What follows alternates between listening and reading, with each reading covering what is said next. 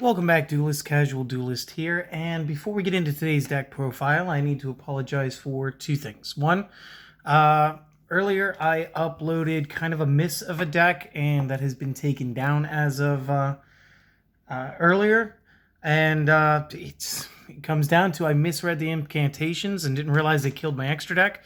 Secondly, I'm going to go over the rant I had again earlier, just one more time, because obviously that felt important to me. Basically what I said was somebody said that I was using fake cards. Now, I did once use some proxies. It was very clear that they were proxies, and I told you guys. But my friend had lent me an old common copy of the Barrier Statue of Stormwind. Just in case you're curious whether or not I even own those, here's 3 from the gold pack, whatever. I was just trying to go with original stuff. I was told that Harpies in my wife's deck were fake, the commons. So one more time, okay. Foil, obviously. I didn't do that out of a printer, right? But between the quality of the lighting that day and unclean sleeves and everything, I could see where that might have popped up, but I can tell you right now, these are as real as can be. And the last one was a little bit of misknowledge. I was accused of using cards that don't actually exist in Speed Duel when I was using my Amazoness Sage in my last Warrior deck. And I'll tell you what, very fair. You might not be able to see that right here. And something that was corrected after the first structure decks were released is right here in this bottom left of the illustration. They now write Speed Duel. Now, unfortunately for me, these, let's see if we can get that into focus with the light. That's pretty evident that that one says it. That one says it.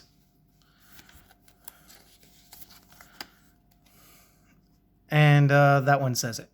I promise you, if I'm going to use proxies or something, I'm going to let you know.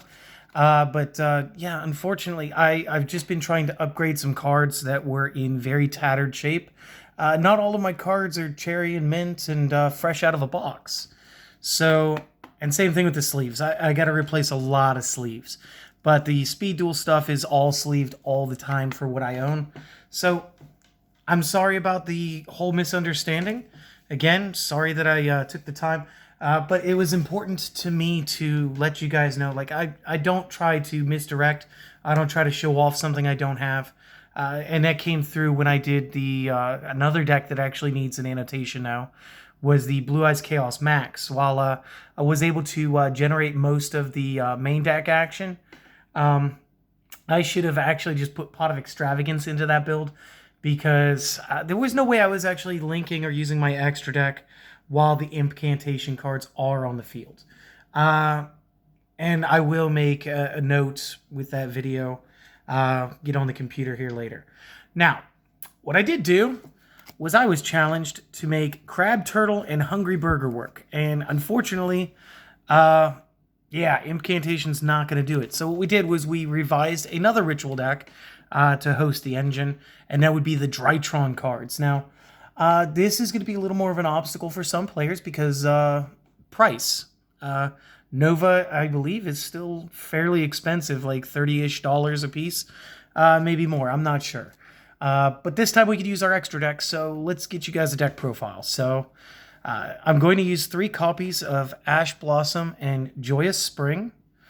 We are going to use 2 copies of Crab Turtle this time. We're going to use 3 copies Drytron Alpha Thuban. We're going to use 2 copies Drytron Delta Alteus, 2 copies Drytron Gamma Eltonin. We are going to use 3 copies Drytron Zeta Aldaba. We are going to go back, grab 2 copies of Hungry Burger, and 2 copies Saravis the Ancient and Ascended. Moving over to the spells, we got the single Called by the Grave, 3 copies of Cyber Emergency, 2 copies of Drytron Asterism, and depending on your playstyle, maybe tech these ones out and play something else. This is personally where I would go with this, and it was more fun for me. I got the 3 copies of the field spell Drytron Fafnir, and 3 copies Drytron Nova, because that's kind of an honest give me right there. The single Feather Duster, 3 copies Meteonus Drytron, 2 copies Preparation of Rites, 1 Ragakai, and I'm running 2 copies of Solemn Strike. Now, real quick, something that you could obviously take Asterism out for. You could also get a Monster Reborn and maybe a Terraforming to get Fafnir just a little bit quicker. Moving over to the extra deck. I am going to use 1 copy Apollosa, 1 copy Barricade Board Blocker, 1 Blackluster Soldier, Soldier of Chaos, 1 Borreload, 1 Boral Sword, 1 Cross Sheep, 1 Hippo Shinnigan, 1 IP Masquerena, 1 Cerberus, 1 Phoenix, 1 Unicorn, 1 Triple Burst Dragon, 1 Link Karibo, and I'm not sure how that managed to get out of alphabetical, 1 Underclock Taker, and lastly, Underworld Goddess of the Closed World at 1. So, I'd like to thank you guys for listening to me. Again, if you guys have seen this for the second time today, listening to me whine twice, that was very self-indulgent, and I thank you. And of course, if this deck has helped out or maybe just kind of excited you a little bit and you'd like to see some more like it, drop me off a challenge, like something that you'd like to see. And if I have the cards for it, I'll do it. And maybe I'll just make a whole proxy deck for fun. I don't know. Additionally, if this does help out, consider subscribing to the channel. Please let your friends know. And for you guys, class is dismissed. Just have a great day, okay? For everybody else, and you, Drago, let's go ahead and get you the reasonings of why I did this version now.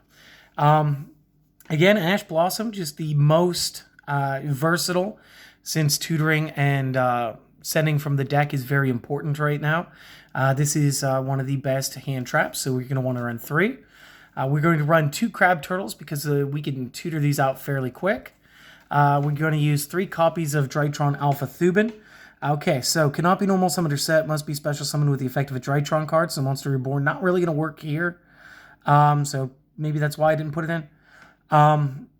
You contribute 1 other Drytron monster or 1 ritual monster from your hand or field. Special summon this card from the hand or graveyard in defense mode. Then you can add 1 ritual monster from the deck to the hand. You cannot special summon monsters except monsters that cannot be normal summoned or set the turn you activate this effect. You can only use this effect once per turn. Now, this should allow us to use our extra deck because, again, you can't just normal summon a card out of your extra deck because if it ever gets sent to your hand, you know the rules. It goes back to the extra deck. Additionally, we'll be able to use this effect from the discard pile to bring him back. And like all Drytrons, they're all level 1s, but they're all 2,000 attack. And what's going to change here is they're all going to stop us from doing the normal summons, which is why you didn't see Manju of the 10,000 hands in here. And additionally, yeah, I forgot what I was going to say. So that's fantastic. But this one's going to be our gateway to our ritual monsters. Drytron Delta Alteus, same second verse, same as the first. Tribute the other Drytron a ritual from the hand or the field to special summon this from the hand or the graveyard. Again, defense mode. This one allows you to reveal a ritual monster or spell in your hand, and if you do that, you can draw 1 card. Again, same effects for the wrap-up. Gamma El Tallman. This one is our Monster Reborn here. This one allows you to special summon another Drytron with 2,000 or less defense or attack from the graveyard, except same name. So again, you can actually pitch Alpha for Gamma. Gamma will bring back Alpha because it's a Drytron card effect, and then you can use Alpha's effect to go ahead and get that ritual monster to your hand. Or again, when we get to Zeta, Zeta is Alpha except for the ritual spell.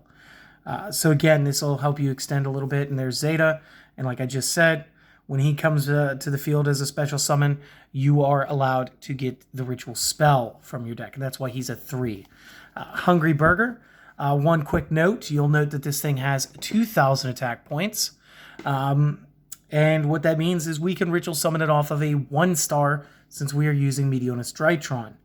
We can also summon Ceravis. I think we can summon Cerevis. I'm not sure if Meteona's Drytron attack equal or exceeds, so yes. We can summon Cerevis in this version, or we could use it as the hand trap. As a hand trap, when your opponent activates a card or effect that targets a monster you control, you can discard this card to negate the activation. As a monster, when your opponent would special summon a monster or monsters, we may return this to the hand, negate the summon, and banish those card or cards. So Cerevis actually pulling double duty this time because we are able to play him because Meteona's Drytron can play any ritual. The spells Called by the Grave is going to allow us to, again, stop a hand trap. Cyber Emergency seems a lot like a Cyber Dragon Tech card, and it is, except all the Drytrons are light machines that cannot be normal summoned or set, which means we get to add one from our deck to our hand when we play this. If the activation of this card in its owner's possession is negated by the opponent's card effect and sent to the graveyard, we can discard a card, then add this back to the hand. We can only activate one per turn. So, I'm pretty sure that we can get this back from Ash. So, most of the time an Ash player won't throw it, which should let you get it, but if they do, it's fine. You can always get it back if you want. We do run the 2 asterisms. And I'll correct myself from earlier. Maybe you'd choose to run Terraforming and a 3rd Solemn Strike, since Monster Reborn is actually relatively useless in here as an extender.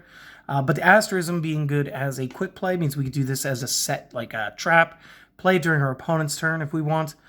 During the main phase, we activate this, target a Drytron or a ritual monster that we control, and one face-up monster that the opponent controls. My monster will lose exactly 1,000 attack points until the end of the turn, my opponent's turn, and if it does, I destroy the opponent's monster. Again, you can only activate one of these per turn, but this allows you a little more aggression and control aspect. So I went with this over the other. The 3 Fafnirs.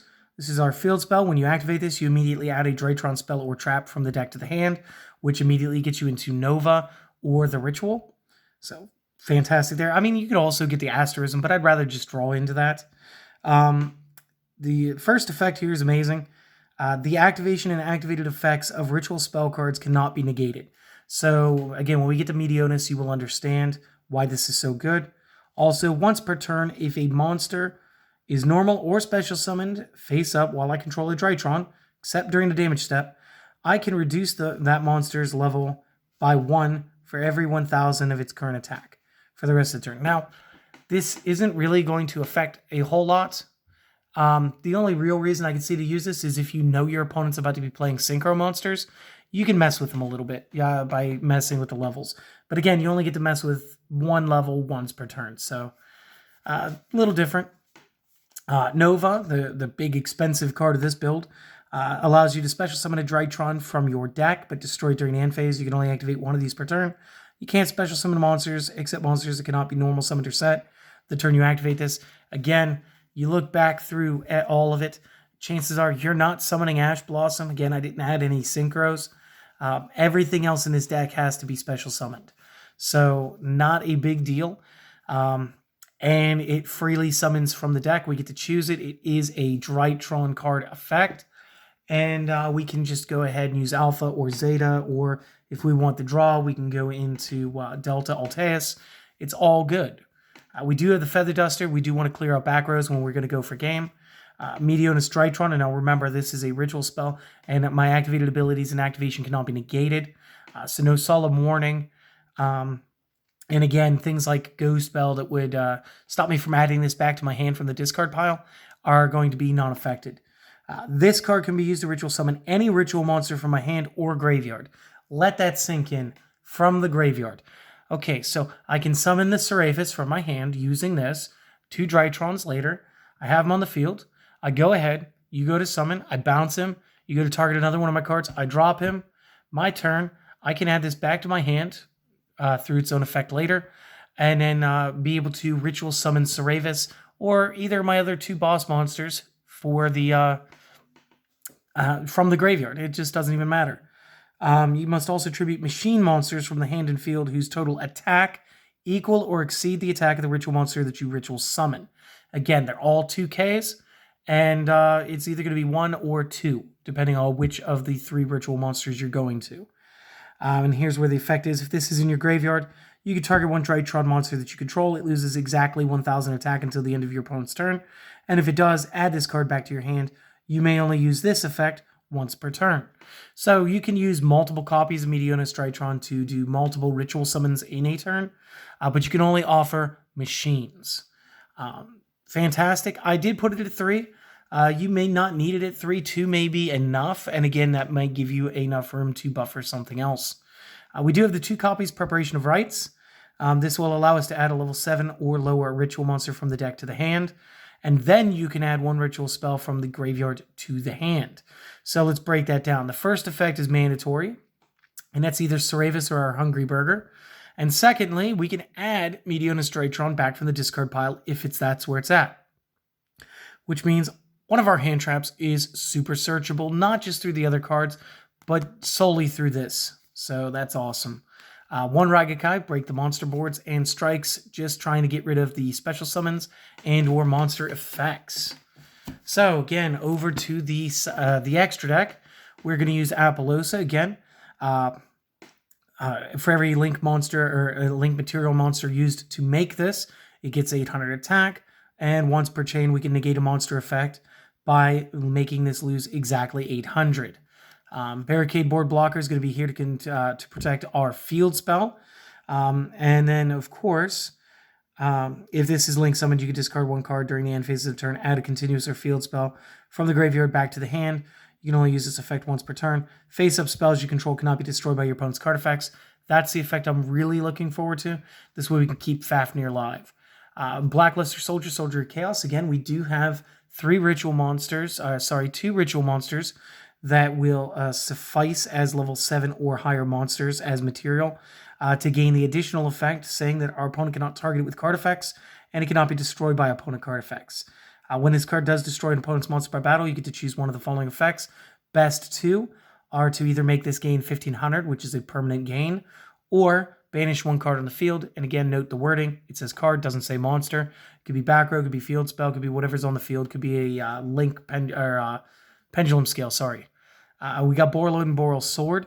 Again, these guys are pretty cool boss monsters, and they serve different purposes. Borreload is a little more technical. Boral Sword is when you're going more directly for the game. Both of them are good. We do play the single cross cheap, and again, you might want to bump this up to 2 depending on how well you go through these. When a monster is special summoned to a zone that this points to, we can apply the following effect based on what type or types were played. And again, if there are multiples being played at the same time, I don't think we do that because we're not Shaddolls. We can go ahead and go straight to the ritual effect. When we special summon a ritual monster to one of the zones, we're going to be able to draw 2 cards and discard 2 cards, which will allow us to correct our hand a little bit. Hippo Shinnigan's in here for just being generic light. Again, all of the Drytrons are light. And if this card is destroyed by battle or card effect while it's on the field for you, you can target a light monster in your graveyard and add that back to your hand, which could be, make it or break it. It's okay. We do have IP Masquerena, so we could go ahead and link summon during our opponent's main phase. Doing that will also count this between a 1 or a 2, either as the monster or for its link rating. And then, of course, a link monster that uses this as material cannot be destroyed by opponent card effects, which is actually very good. Nice added protection. The Nightmare package in here, again, when each one is special summoned, when they are link summoned, you discard a card and then target 1 special summon monster, spell trap, or card on your opponent's side of the field, and either destroy, or send it back into the deck. Link Karibo is a good choice in here because we are playing just a boatload of, I think it was like 9, 10, maybe 11 level 1s. Enough to, declare this guy usable. When an opponent's monster declares an attack, you contribute this card, change that monster's attack to 0 until the end of the turn. If this card is in the graveyard, quick effect, you contribute a level 1, special summon it back. It does have some uses, you'd be surprised. Triple Burst Dragon again, when we want to start pressing for game. We do have the Underclock Taker, which is a cool tech for this one, because, again, all those level 1s, they actually have an outstanding stat of 2,000. And the way that this card works is once per turn, you can target 1 face-up monster this card points to, and 1 monster the opponent controls. the opponent's target loses attack equal to the attack of the target on my side. So again, if I have a Drytron sitting behind him, that's 2,000. My opponent's monster loses 2,000, and I get to pick which one, and that makes punching over them much, much easier. And last up, the Underworld Goddess of the Closed World, one of my new favorite cards. I love combining this with IP Masquerena. As a Link 5 that requires 4 or more effect monsters, IP Masquerena immediately takes up 2, and by its own effect, it drops it down to me just needing 3 monsters of my own. You can also use 1 monster your opponent controls as material to link summon this card, which is good. If it is link summoned, you can negate the effects of all face-up monsters your opponent currently controls. This link summon card is unaffected by opponent's activated effects unless they are targeting effects. And lastly, once per turn, when your opponent activates a card or effect that special summons a monster or more from the discard pile as a quick effect, you may negate that. So this is the new viewer-requested Crab Turtle Hungry Burger deck. Sorry, Drago. Sorry that I had to release it twice. I totally whiffed earlier. But I did not get a chance to play test this one. But I did play the Drytrons earlier, like last month before that. And I am fairly certain that this will definitely be of the meta, anti-meta rogue status that you were looking for. Again, anybody who sat through this whole thing, thank you. I hope that you guys all have a great day, and I hope that you guys get to try this out. So I will see you guys on the next video, which will be tomorrow. I got another speed duel deck for you. And I'll see you then. All right, guys. Later.